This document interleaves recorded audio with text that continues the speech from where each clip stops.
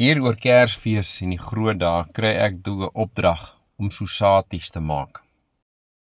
So dadelik spring ek aan die werk. Dis mos nou 'n lekker nuwe uitdaging om iets te maak.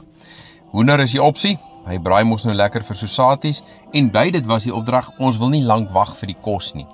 Nou kan julle maar net dink wat moet gebeur. So jy moet nou magic hierso maak. So hoender is die opsie. En daarmee is saam, daar in die agtergrond sal jy sien, daar so is beef strips. Ek het toe sommer gaan stir-fry beef koop. En ja, dit gaan ons nou 'n bietjie gemarineer word. So en is klaar sommer in stukkies gesny. So dit is nou nie moeilik om dit op 'n stokkie te gaan sit nie. En wat is dan nou nie lekkerder as om musiek in die agtergrond te hê terwyl jy speel met kos nie. So Bing Crosby, Jim Reeves, hulle doen hulle ding met Kersmusiek in die agtergrond. So ja, en al die hoender is nou daarom uiteindelik klaar gesny.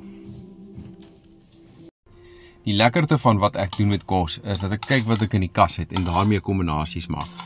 So hier het ek room saam met sweet corn, 'n paar blikkies sweet corn gevat om die vleis te marineer. Daarby saam het ek sojasous ingewerk en van my koskarbonaatjies 'n chili jam, jy kan dit by my kry en koop. Appelkoeskonfyt en dit is alles saam in die pot gesit om te marineer. Buiten die marinade waarin hierdie vleis gaan lê, het ek ook speserye gebruik om die vleis te marineer. En ek het sommer besluit om chili bite, wat jy gebruik om chili bites mee te maak, daardie speserye te vat, om hierin te sit. So, hoender, daar trou hulle met die bees, klink nou nie vreeslik mooi seker nie, maar dit is waar die geure begin ontsluit.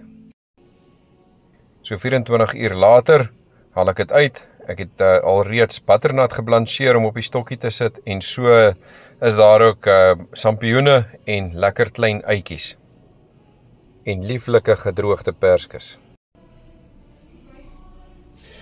Die stokkie maak oefening was lekker. Almal het deelgeneem, kinders, almal. Jy kan hoor hoe gaan dit lekker in die agtergrond. En ja, dit was 'n morsige besigheid. En dan gaan hierdie sosaties vuur toe. 2 roosters vol, 4 keer in die middel, want hy moet nog kolle maak. Hierdie sosaties het lank gelê, hy moet nie brand nie. En dan 'n feesmaal. Sosaties, kaasgevulde broodballetjies wat ek gemaak het, storie vir 'n ander dag, en pragtige sosaties wat net so lekker proe. 'n feesmaal.